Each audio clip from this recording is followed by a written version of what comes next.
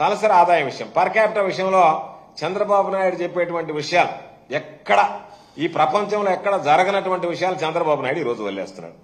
అరే ఒకసారి నాకు ఆలోచన, ఆయన పాపం ఏదో ఆర్థిక రంగ నిపుణుడు నేనని చెప్పుకుంటాడు. నాకు తెలిసినంత వరకు ఆయన ఇంటర్మీడియట్ ఏదో తెప్పాడు, మళ్ళీ ఏదో డిగ్రీ పాస్ అయ్యాడు, ఏదో కింద మీద పడి. సరే ఆర్థిక పాఠాలు ఆయన చూసి నేర్చుకోవాల్సినటువంటి పరిస్థితి ఏర్పడిందంటే అంతకన్నా దౌర్భాగ్యం ఇంకోటి లేదు.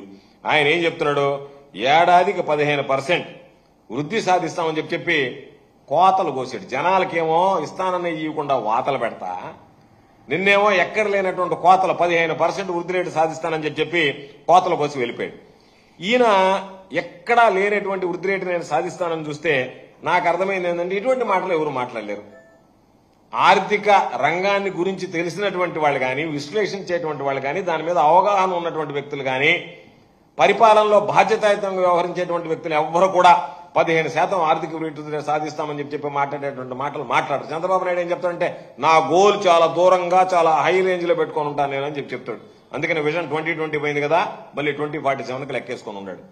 కాబట్టి ఇటువంటి పరిస్థితుల్లో ఎందుకంటే ఈ మాట చెప్పామంటే చంద్రబాబు నాయుడు మాత్రమే చెప్పగలరు, ఎవరు చెప్పలేడు. అందుకనే స్విట్జర్లాండ్కి చెందినటువంటి మినిస్టర్ ఒకసారి గుర్తు చేస్తే పాస్కల్ అని చెప్పాడు, ఇలాంటి వ్యాఖ్యలు చేసేటువంటి వాళ్ళని మా దేశంలో జైల్లో వేస్తారని చెప్పాడు.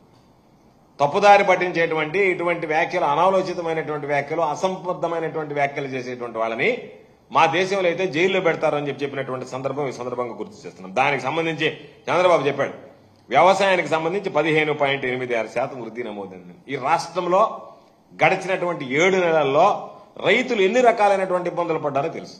రైతులకు నువ్వు చెప్పినటువంటి పెట్టుబడి సాయం అన్నదాత సుఖీభావ ఇస్తానని చెప్పావు, ఇవ్వలేదు. 2 సీజన్లు ఇవ్వలేదు. రైతులకు సంబంధించి పండించినటువంటి పంటకి పెట్టుబడి, దానికి సంబంధించినటువంటి పెట్టుబడి కూడా రాలేదు. కొన్ని దగ్గర పాపం వాళ్ళకి కనీస మద్దతు ధర లేకుండా నష్టపోయారు. ఉన్నటువంటి బీమా ఎత్తేసావు, దాని ద్వారా నష్టపోయారు. ఇటు బీమా రాక, పండించినటువంటి పంటకి గిట్టుబాటు ధర లేక, ఒక పక్క నువ్వు చెప్పినటువంటి ఆర్థిక సహాయం అన్నదాత సుఖీభావ 20 ఇస్తానని చెప్పి నువ్వు ఎగ్గొడితే గణనీయంగా వృద్ధి సాధించారంటే నువ్వు రైతుల దగ్గరికి వెళ్ళి ఆ మాట చెప్తే రైతులు నిన్ను కడిగి వదిలిపెడతారు తప్ప మామూలుగా వదిలిపెట్టరు. కాబట్టి ఏదో ఒకటి నోటుకు వచ్చినటువంటి తెప్పి ఈరోజు ఒక పక్క రైతులు దిగులు పడిపోయారు. ఇప్పుడు వచ్చేటువంటి సాగేటువంటి పంటలు కూడా వ్యాధులతో ఈరోజు దిగుబడి తగ్గిపోయేటువంటి పరిస్థితులు కనిపిస్తున్నాయి. మరలా కూడా పెరిగేటువంటి పరిస్థితులు కూడా కనిపించలేదు. తమ ఆయాములు అతివృష్టి అనావృష్టి తప్ప రైతులు ఎప్పుడు సంతోషంగా ఉండేటువంటి పరిస్థితి ఉండదు. ఎండిపోవడమా లేకపోతే వర్షాలు పడి చెడిపోవడమా, రెండే.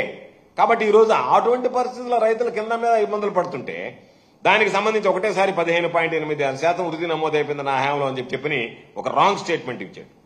కాబట్టి ఇవన్నీ కూడా నేను చెప్పేది ఏంటంటే క్యాపిటల్ లేదు, ఇన్వెస్ట్మెంట్స్ లేవు, కన్జంప్షన్ లేదు, కానీ జీఎస్టీపీ మాత్రం పెరిగిందని చెప్పడం అనేటువంటిది నాకు తెలిసి బహుశా చంద్రబాబు నాయుడుకి ఒక్కడికే సరిపోతుంది తప్ప ఎవ్వడు ఆర్థిక రంగంలో ఓనామాలు తెలిసినటువంటి వ్యక్తి కూడా ఇంత దారుణమైనటువంటి స్టేట్మెంట్లు ఇవ్వడానికి గోడిగట్టాడు. కాబట్టి చంద్రబాబు నాయుడు చెప్పినటువంటి శుద్ధ అబద్దాలు అనేటువంటివి నిన్నటితో అర్థమైపోయింది.